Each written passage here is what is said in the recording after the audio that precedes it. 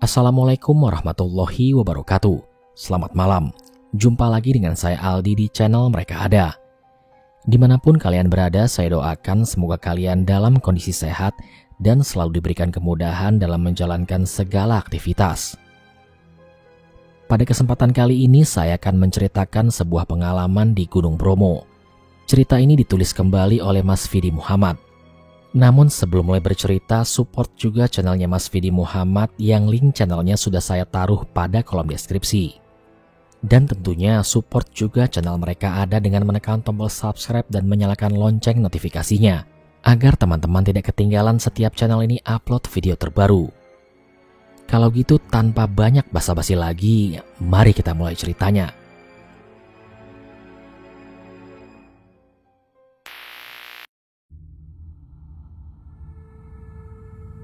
Berawal dari sebuah rencana untuk piknik ke Gunung Bromo.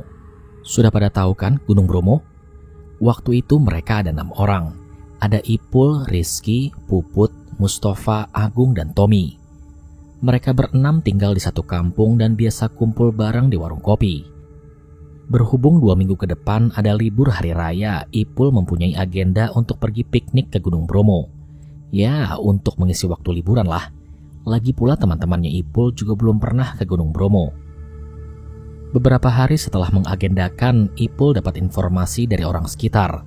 Kalau ke Gunung Bromo, usahakan jangan naik lewat Pasuruan karena katanya kalau lewat jalur Pasuruan itu rawan rampok atau begal.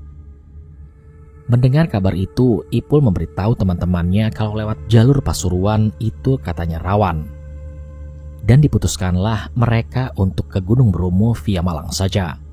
Di sisi lain, kalau via Malang itu lebih dekat dengan tempat tinggal mereka yang berada di Kabupaten Mojokerto. Singkat cerita, H+2 setelah Hari Raya Idul Fitri tahun 2014, mereka berangkat menuju ke Malang. Mereka berangkat dari rumah sore dan sampai di daerah Tumpang malam hari. Tumpang adalah sebuah daerah yang berada di Kabupaten Malang. Sesampainya di daerah Tumpang itu, mereka mampir dulu di warung pinggir jalan untuk ngopi. Di warung itu, ibu-ibu penjual kopi sempat bertanya kepada mereka. "Ini pada mau kemana?"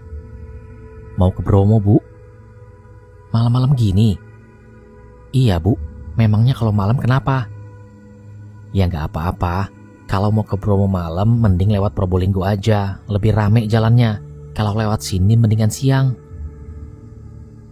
Mendengar hal itu, mereka sedikit kendor. Tapi karena sudah terlanjur sampai di sini, mereka tetap ingin melanjutkan perjalanan.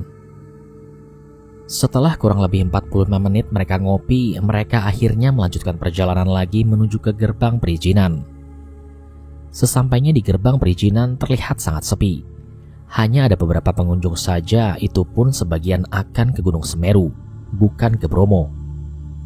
Oh iya, jalan menuju ke Bromo lewat Malang ini satu jalan kalau kita akan mendaki ke Gunung Semeru. Jadi kalau tujuan kita untuk mendaki ke Gunung Semeru, kita tidak perlu membayar tiket masuk di sini. Tapi berhubung tujuan mereka malam ini adalah ke Gunung Bromo, jadi di situ mereka membayar tiket masuk. Ketika sedang mengisi formulir, Ipul sempat ditanya oleh petugas yang berjaga. "Mau langsung ke Bromo sekarang, Mas?" "Iya, Pak." "Wah, kalau gitu hati-hati, soalnya jalan turunan padang pasir kan licin. Kalau bisa pakai jasa jeep aja biar aman." "Memangnya kalau pakai motor bahaya, Pak?" "Ya nggak apa-apa sih, tapi resiko, soalnya ini malam." Setelah mengisi formulir, Ipul berunding dengan teman-temannya. Enaknya bagaimana? Karena waktu itu mereka cuma bawa uang pas-pasan, akhirnya mereka memutuskan untuk tetap pakai motor saja. Karena kalau sewa jeep cukup mahal. Kurang lebih jam 8 malam mereka berangkat meninggalkan pos perizinan. Setelah pos perizinan itu, jalannya masih belum begitu licin, tapi cukup bahaya juga karena berupa bebatuan. Sesampainya di pertigaan arah Semeru dan Bromo, mereka berhenti dulu untuk mengecek motor masing-masing. Karena setelah ini jalanan akan menurun dan didominasi oleh pasir. Setelah dicek dan aman, mereka lanjut berkendara lagi menuju padang pasir. Dengan susah payah mereka melewati jalan ini dan setelah menempuh kurang lebih 30 menit perjalanan, tiba-tiba kabut turun dengan sangat tebal. hingga membuat mereka berhenti karena kesulitan dengan jalan yang dilewati ini. Ketika sedang berhenti, Ipul bilang ke teman-temannya, gimana ini? Kabutnya tebel banget, jalannya gak kelihatan." "Pelan-pelan aja Pul, yang penting sampai," jawab Rizky pada Ipul. Di sini Ipul merasa takut kalau ada orang yang sengaja ingin mencelakainya, mungkin rampok atau begal, karena kondisi saat itu sangat sepi, tidak ada pengendara satupun yang mereka jumpai. Hal yang sama juga dirasakan oleh teman-temannya, tapi mereka tetap positive thinking semoga tidak terjadi apa-apa. Akhirnya dengan pelan mereka melanjutkan berkendara. Nah, di tengah-tengah perjalanan itu samar-samar mereka melihat ada 2 orang yang sedang berhenti di pinggir jalan dengan 1 motor. Ipul yang waktu itu berboncengan dengan Rizky pun bilang, Riz, itu di depan kayak ada orang." "Iya bener, cepetin jalannya, takutnya begal." Rizky pun memberi kode kepada teman-temannya agar sedikit ngebut. Tapi mau ngebut gimana? Orang kondisi jalannya seperti ini, yang ada malah jatuh. Lalu terlihat 2 orang itu melambaikan tangan seperti sedang meminta bantuan. Dan ketika sudah dekat, salah satu dari kedua orang itu berteriak, Mas, tolong!" Ucap salah satu orang itu meminta tolong. Awalnya mereka ragu akan berhenti, takutnya orang jahat atau begal. Tapi karena kasihan melihat 2 orang itu yang sepertinya butuh bantuan, akhirnya Ipul berhenti disusul dengan yang lainnya. Kalaupun nantinya mereka begal, Ipul sudah pasrah. Lagi pula jalannya juga nggak bisa kalau dipakai ngebut, pikir Ipul saat itu. Ipul pun kemudian bertanya kepada 2 orang itu, "Kenapa Mas?" "Mas, tolongin kita, lampu motor kita mati. Kita ikut jalan bareng ya Mas," jawab salah satu orang itu. Ipul dan yang lainnya tidak ada yang berani turun dari motornya. Lalu Ipul mempersilahkan kedua orang itu untuk bareng dan memintanya untuk jalan paling depan, dengan tujuan kalau nanti 2 orang ini akan berbuat sesuatu, jadi mereka bisa lihat. 2 orang itu kemudian mengucapkan terima kasih dan lekas mengendarai motornya disusul Ipul dan teman-temannya dari belakang. Semakin mereka jauh berjalan, kabut yang menyelimuti semakin tebal, hingga jarak pandang mereka hanya sebatas 1 meter.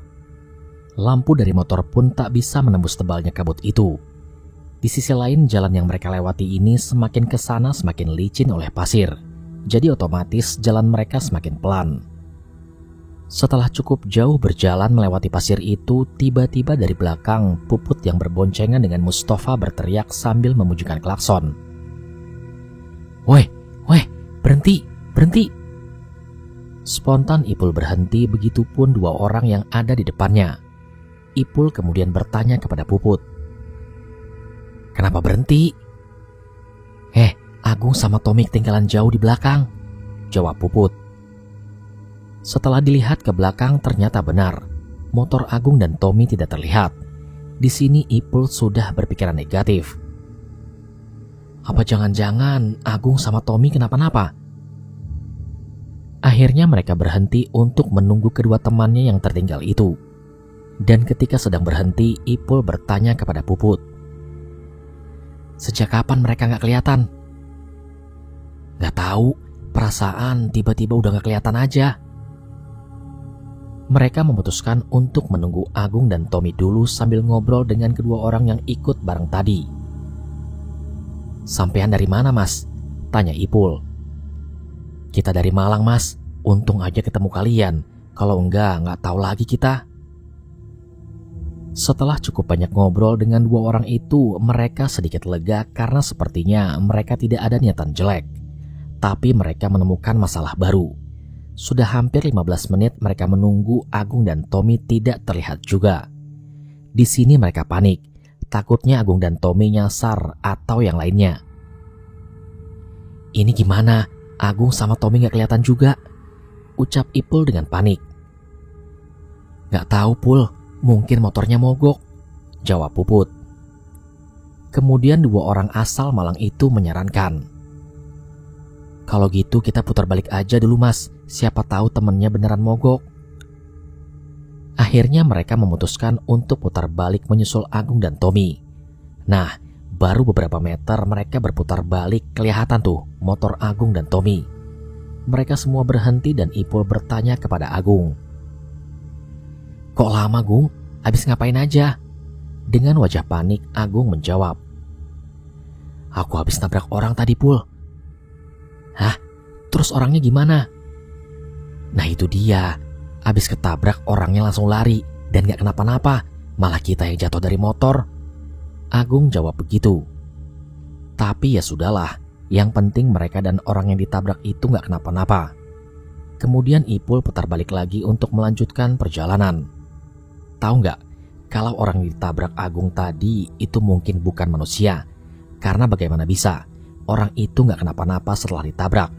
Jatuh pun enggak, tapi langsung lari dan kabur. Malahan Agung yang jatuh. Dan orang yang ditabrak Agung itu berpakaian serba hitam. Untuk wajahnya kurang jelas karena pas ketabrak orang itu tidak memperlihatkan wajah kepada Agung sama sekali. Dan langsung kabur. Di momen ini Agung tidak menceritakan secara detail kepada Ipul dan yang lainnya. Dan kemudian perjalanan kembali dilanjutkan menuju ke Penanjakan. Lama berjalan dan sudah hampir 2 jam, tapi mereka tidak juga sampai di Penanjakan. Di sisi lain malam itu mereka tidak bertemu dengan satu orang pun. Karena suhu malam itu sangat dingin, mereka berhenti dulu untuk istirahat sekaligus berunding. "Pul, Penanjakan masih jauh gak?" tanya Puput pada Ipul. "Gak tahu, Put, bentar lagi mungkin," jawab Ipul yang tidak tahu. "Apa jangan-jangan jalan kita salah, Pul?" Ipul pun sepemikiran dengan Puput. Lalu 2 orang asal Malang tadi pun menyahut. "Sebentar lagi sampai kayaknya, Mas. Soalnya ini udah lama banget loh kita jalan." Ipul juga mikirnya seperti itu. Mungkin bentar lagi sampai. Dan tak lama kemudian mereka mengendari motornya lagi dan melanjutkan perjalanan. Setelah cukup lama berkendara, terlihat dari belakang ada jeep yang lewat mendahului mereka. Melihat itu mereka sedikit lega, karena setidaknya mereka tidak salah jalan. Mereka kemudian mempercepat laju kendaraannya dengan tujuan untuk mengikuti jeep itu. Tapi secepat apapun berkendara di atas pasir, tetap saja mereka ketinggalan jeep itu. Karena jeep itu sudah jauh dan tidak terlihat lagi, mereka berkendara mengikuti jejak ban dari jeep tadi. Karena menurut mereka jeep tadi bertujuan yang sama, yaitu ke Penanjakan. Tidak lama kemudian mereka menjumpai sekelompok orang yang sedang camp dan menyalakan api unggun di kiri jalan. Ipul berinisiatif berhenti untuk bertanya apakah Penanjakan masih jauh atau tidak. Dan menurut orang yang camp, Penanjakan sudah dekat dan beberapa menit lagi juga sampai. Mendengar hal itu, Ipul mengajak teman-temannya untuk kembali melanjutkan perjalanan agar segera sampai di Penanjakan. Namun sudah jalan sekitar 1 jam berkendara, mereka tidak juga sampai di Penanjakan. Di sini Ipul mulai berpikir, katanya Penanjakan udah deket, tapi ini kok lama banget gak sampai-sampai. Hingga akhirnya mereka semua tersentak karena jejak mobil jeep yang mereka ikuti itu terputus di tengah jalan. Rizky yang menyadari hal itu terlebih dahulu bilang kepada Ipul, Pul, bentar, jejak mobilnya kok gak ada?" Ipul yang baru menyadari hal itu langsung menghentikan motornya. Melihat Ipul yang tiba-tiba berhenti, Puput pun bertanya, "Kenapa berhenti, Pul?" "Itu, Put, jejak mobilnya kok hilang?" Dari sini barulah yang lain sadar. Mereka kemudian berunding lagi enaknya bagaimana. Lalu kedua orang asal Malang tadi menyarankan agar lanjut jalan dan nanti jika tidak sampai barulah mereka berhenti untuk menunggu pagi. Mereka semua pun menyetujui usulan itu dan bergegas lanjut berkendara lagi. Nah, sekitar 15 menit berkendara terlihat ada sekelompok orang lagi yang sedang camp sambil menyalakan api unggun di sebelah kanan jalan. Melihat itu mereka semua lega karena setidaknya mereka tidak salah jalan. Ipul mengajak mereka untuk berhenti dulu dan bertanya. Namun ketika berhenti, sekelompok orang itu bertanya lagi. "Loh, kalian kan rombongan yang tadi, ngapain balik lagi?" "Loh, iya, ini kan yang tadi ketemu." Mendengar hal itu, mereka semua kaget. Ternyata sekelompok orang yang sedang camp itu ternyata sekelompok orang yang sebelumnya mereka jumpai. Mereka juga baru sadar kalau ternyata mereka ini jalan balik. Dari sini mereka tidak habis pikir, kenapa bisa? Padahal tadi mereka tidak merasa putar balik sama sekali. Rombongan yang sedang camp itu kemudian menawari mereka untuk gabung. Udah, gabung sini aja mas, nunggu pagi. Karena sudah capek dan tidak kunjung sampai di penanjakan, akhirnya Ipul berinisiatif untuk ikut gabung bersama kelompok itu. Meskipun sebenarnya ia ingin sekali ke penanjakan untuk melihat sunrise pagi. Sebelum mereka turun dari motor, dari arah depan terlihat ada 2 mobil jeep yang lewat. Lalu sekelompok orang yang sedang camp itu pun bilang, "Nah, itu mas, kalau mau ke penanjakan ikutin mobil jeep itu, udah deket kok." Karena niat mereka adalah ke penanjakan, mereka mengurungkan niatnya untuk camp di situ dan lanjut berkendara mengikuti jejak mobil jeep tadi. Dan kejadian yang sama pun terulang lagi. Sudah hampir 1 jam mereka berkendara, mereka tidak kunjung sampai di penanjakan. Dan sering sekali samar-samar Ipul melihat ada banyak orang yang berpakaian serba hitam dan sedang melintas di depannya. Melihat sekelebatan orang-orang itu, Ipul pun berpikir, apa karena ini yang membuat Agung jatuh dari motor ya? Ipul yang mulai merasa takut mengajak yang lainnya untuk berhenti dan menunggu pagi. Di sisi lain malam itu mereka juga sudah capek dan kedinginan. Mereka memarkirkan motornya melingkar, kemudian di tengah-tengahnya digelar karpet untuk alas. Sambil menunggu pagi yang masih lama, mereka ngobrol-ngobrol membahas kejanggalan yang mereka rasakan selama perjalanan tadi.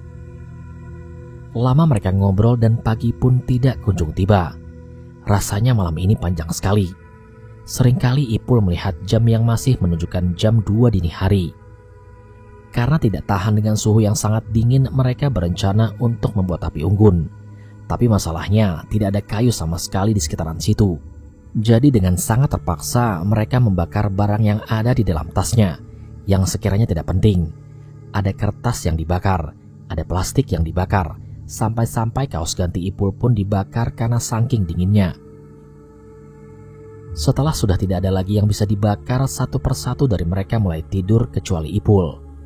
Dia hanya membaringkan badannya di atas karpet sambil merem dan tidak tidur. Namun selang beberapa menit kemudian, tiba-tiba dari kejauhan ia mendengar ada suara. Pertama ia abaikan, karena dikiranya itu suara dari kawah Gunung Bromo. Tapi kok suara ini terus-terusan terdengar. Dan setelah didengarkan lebih jelas lagi, suara itu mirip tabuh gong yang dipukul beberapa kali. Karena penasaran, Ipul duduk dan melihat ke arah sumber suara itu. Dan terlihat dari kejauhan ada cahaya kuning yang jalan ke atas. Ini aneh, padahal waktu itu kondisinya sangat berkabut. Jarak pandang pun hanya 1 meter. Tapi kenapa cahaya kuning yang dari jauh itu bisa kelihatan? Dan itu cahaya apa? Awalnya Ipul mengira mungkin itu komet atau bintang jatuh. Tapi nggak mungkin, karena cahaya itu jalan memanjang dari bawah ke atas. Dan semakin ke arah atas, cahaya itu semakin meredup hingga akhirnya tidak terlihat lagi. Ipul segera merebahkan badannya lagi dan berusaha untuk tidur. Hingga akhirnya dia bisa tertidur hingga pagi. Pagi itu sekitar jam 9, satu persatu dari mereka bangun dan melihat kondisi pagi itu masih berkabut. Sampai-sampai sinar matahari pun tidak bisa menembus tebalnya kabut itu. Jadi meskipun sudah jam 9 pagi, tapi rasanya masih seperti jam 6 pagi. Setelah semuanya bangun, mereka semua dibuat kaget karena 2 orang asal Malang yang semalam bareng dengan mereka itu tiba-tiba menghilang. Ipul kemudian bertanya kepada teman-temannya, "Loh, 2 orang yang sama kita semalam kemana?" Tapi tidak ada satupun dari mereka yang tahu. Akhirnya ya sudahlah. Mereka mengira mungkin 2 orang itu sudah bangun duluan dan tadi melanjutkan perjalanan. Perlahan kabut tebal itu mulai menghilang. Akhirnya mereka bisa melihat keadaan sekitar. Dan ternyata lokasi tempat mereka tidur semalam itu tepat di bawah Gunung Batok, gunung yang bersebelahan dengan Gunung Bromo. Lokasi penanjakan pun juga ternyata sudah dekat, hanya berjarak kurang lebih 500 meter dari tempat mereka tidur itu. Dan yang lebih anehnya lagi, lokasi tempat mereka tidur ini ternyata tidak jauh dari rombongan pendaki semalam yang mereka tanyai di jalan. Jaraknya kurang lebih 100 meter saja. Sontak mereka semua pun tak habis pikir. Kok bisa ya? Perasaan semalam kita ini hampir jalan 1 jam setelah bertanya sama rombongan itu. Tapi kok sekarang jarak mereka sedekat ini? Pikir Ipul saat itu. Tapi ya sudahlah, mereka tidak mau ambil pusing. Yang terpenting pagi itu mereka masih bisa bersama-sama. Pagi itu mereka putuskan untuk berfoto-foto dulu sebelum menunggu kabut benar-benar hilang. Ketika hari sudah agak siang, mereka mengendarai motor lagi menuju ke kawah Gunung Bromo. Jadi niat mereka yang semalam pengen ke Pananjakan untuk melihat sunrise itu batal. Karena ya mau gimana lagi, hari sudah siang. Singkat cerita, setelah puas menikmati pemandangan kawah di puncak Bromo, mereka kembali turun ke parkiran. Di parkiran mereka minum-minum dulu di warung sambil berunding. Enaknya turun lewat mana? Dan setelah berunding, mereka sepakat untuk turun via Probolinggo saja. Di perjalanan dari Probolinggo menuju Mojokerto, mereka sempat mampir di warung dulu untuk ngopi. Nah, sambil ngopi itu satu persatu dari mereka bercerita tentang orang yang ditabrak Puput dan mungkin itu bukan manusia, tentang perjalanan yang gak sampai-sampai, tentang 2 orang yang berasal dari Malang, dan tentang cahaya kuning yang dilihat Ipul ketika tidur di padang pasir malam itu. Semua kejadian yang mereka alami ini sudah di luar nalar, dan dari kejadian ini mereka jadi tahu kalau mau ke Gunung Bromo malam lebih baik jangan via Malang, mending via Probolinggo karena itu lebih aman dan ramai.